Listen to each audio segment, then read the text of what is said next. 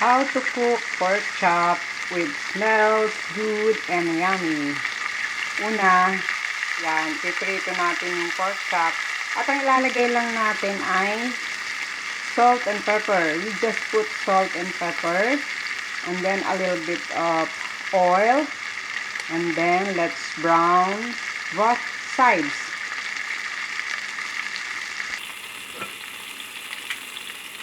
Guys, flip na natin. Brown na yung other side.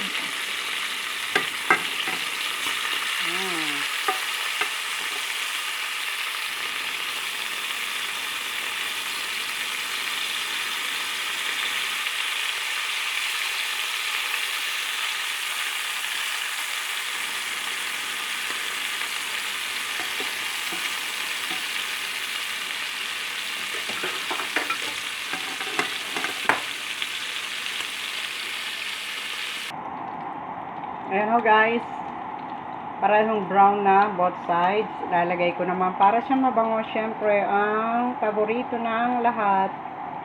O ewan ko yung iba, pero gusto ko bawang or garlic. Para siya mabango. Diba ang sarap niyan? Diba ang sarap nito? Guys, oh.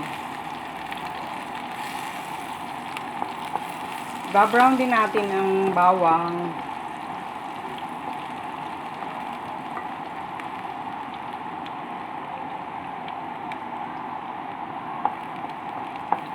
Sarap nito. Siyempre, meron akong sausawan na di ba ang bango-bango pag may bawang.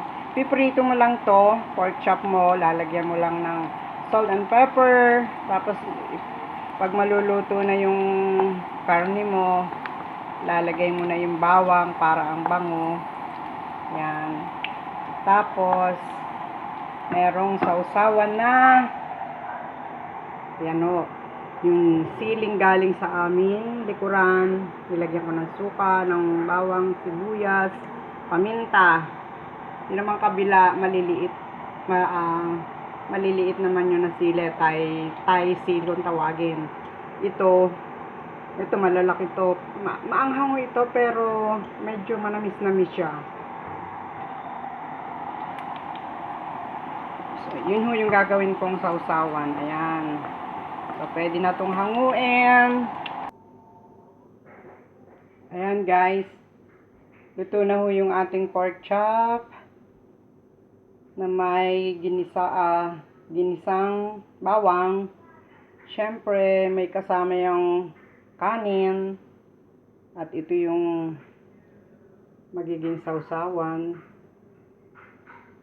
Siyempre, hindi mawawala ang hot coffee. Mga coffee lover dyan. Yan. Guys, thank you sa panonood nyo.